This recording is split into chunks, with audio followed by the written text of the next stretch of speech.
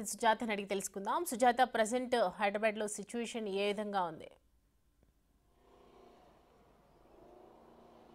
ఉపరితల ఆవర్తన ప్రభావంతో తెలంగాణ రాష్ట్రంలో ఇప్పటికే పలు జిల్లాలలో భారీ నుంచి అతి భారీ వర్షాలు కురుస్తున్నాయి. వాతావరణ శాఖ హెచ్చరికలు జారీ చేసింది. రానున్న 2 రోజుల పాటు వర్షాలు కురిసే అవకాశం ఉండడంతో అటు జీహెచ్ఎంసీ అధికారులు ఆ లోతట్టు ప్రాంతాల్లో ఉన్నటువంటి ప్రజలను అప్రమత్తం చేయడంతో పాటు అధికారులను కూడా అప్రమత్తం చేశారు. ఎక్కడైతే వర్షాలు ఉన్నాయో ఆ వర్షం ఎక్కువగా నమోదైనటువంటి ప్రాంతాల్లో శిథిల వ్యవస్థకు చేరుకున్నటువంటి ఇళ్లతో సహా పలు ప్రాంతాల్లో వర్షపు నీరు నిల్వ ఉండకుండాందుకు అధికారులు చర్యలు తీసుకున్నారు. ప్రస్తుతం చార్మినార్ ప్రాంతంలో నిన్న సాయంత్రం దాదాపు గంటన్నర పాటు కురిసినటువంటి వర్షం కారణంగా రోడ్లు మొత్తంలో కూడా వర్షపు నీరు అనేది నిలిచిపోయింది. అధికారులు ఉదయం నుంచి ఈ నీటిని మొత్తం కూడా క్లియర్ చేస్తున్నారు. అయితే మరోవైపు చార్మినార్ పైకప్పు ప్రాంతం ఏదైతే ఉందో గతంలో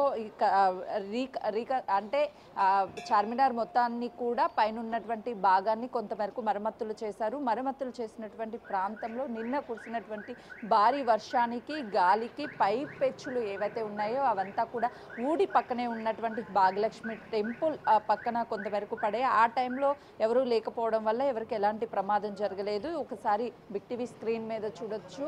పైన ఉన్నటువంటి గోపుర ప్రాంతం లాగా ఏదైతే మనకు కనిపిస్తుందో ఆ ప్రాంతంలో మొత్తం కూడా గతంలో చేసినటువంటి నిర్మాణం ఏదైతే ఉందో అక్కడ మరమ్మతులు చేసినటువంటి ప్రాంతంలో ఉన్నటువంటి ఆ డిజైన్ మొత్తం కూడా కింద పడింది. అయితే ఒక్కసారిగా ఇక్కడికి వచ్చినటువంటి సందర్శకులు భయంతో పరుగులు తీశారు. ఎవరి మీద పడకపోవడంతో ఎలాంటి ప్రమాదం జరగలేదు. ఈ చార్మినార్ చుట్టూ పరిసర ప్రాంతంలో దాదాపు కొన్ని కిలోమీటర్ల వరకు కూడా ఈ వర్షపు నీరంతా నిల్వ ఉండడంతో అటు జీహెచ్ఎంసీ సిబ్బంది మొత్తం ఈ నీటిని క్లియర్ చేశారు. ఈ రోజు శుక్రవారం కావడంతో ఎక్కువ సంఖ్యలో భాగ్యలక్ష్మి టెంపుల్కి భక్తులు వస్తూ ఉంటారు కాబట్టి వాళ్ళకు కూడా ఎలాంటి ఇబ్బందులు లేకుండా నిన్న పడినటువంటి పెచ్చుల్ని క్లియర్ చేయడంతో పాటు ఇక్కడ ఉన్నటువంటి వర్షపు నీటినంతా కూడా క్లియర్ చేశారు. జిల్లాల విషయానికి వస్తే జిల్లాల్లో కూడా కొన్ని జిల్లాల్లో అత్యధికంగా వర్షపాతం నమోదయ్యే అవకాశం ఉన్నట్లుగా కూడా అటు వాతావరణ శాఖ హెచ్చరికలు జారీ చేస్తుంది. అత్యవసర సమయం అయితే తప్ప ఎవరూ బయటికి రావద్దని కూడా అధికారులు ఇప్పటికే జీహెచ్ఎంసీ అధికారులు కూడా రోడ్ల మీద నీటి నిల్వ ఉండకుండా క్లియర్ చేస్తున్నారు. మరోవైపు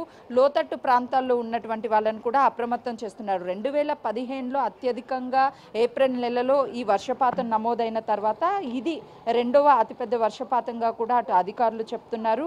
నిన్నటి నుంచి దాదాపు గంటన్నర ప్రాంతం వరకు వర్షము భారీగా పడడంతో అటు అధికారులు కూడా అప్రమత్తమయ్యారు. హైదరాబాద్లో 91.0 మిల్లీమీటర్ల వర్షపాతం నమోదైంది. గత 10 ఏళ్లలో ఏప్రిల్ నెలలో కురిసిన అత్యధిక వర్షపాతం ఇప్పటి వరకు రికార్డుగా 2015లో 10.6 మిల్లీమీటర్ల వర్షపాతం నమోదైంది. నిన్న అత్యధికంగా నమోదైనట్లుగా కూడా అధికారులు చెప్తున్నారు. ఇప్పటికే ఐఎండీ కూడా హెచ్చరికలు జారీ చేసింది. రానున్న 2 రోజుల పాటు భారీ నుంచి అతి భారీ వర్షాలు పడే అవకాశం ఉన్నట్లుగా కూడా అధికారులు చెప్తున్నారు. నిన్న మధ్యాహ్నం నుంచి ఒక్కసారిగా తెలంగాణ రాష్ట్ర వ్యాప్తంగా కూడా ఈ వాతావరణం అనేది మార్పు చెందింది.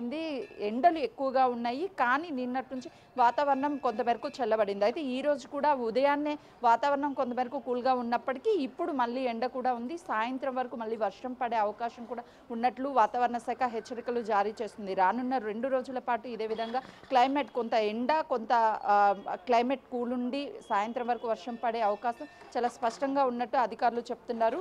జిల్లాల వైజ్గా వస్తే ఎక్కువ వర్షపాతం నమోదైనటువంటి జిల్లాలలో అటు పంట నష్టం కూడా జరిగింది. ఇప్పటికే ఈ మామిడి పండు సీజన్ కావడంతో మామిడి తోటల్లో కూడా ఎక్కువగా కాయలు రాలిపోవడం వల్ల అధికంగా రైతులు నష్టపోయామని చెప్తున్నారు.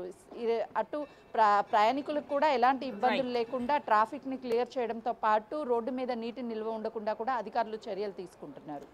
Right Sujatha, thanks for the updates.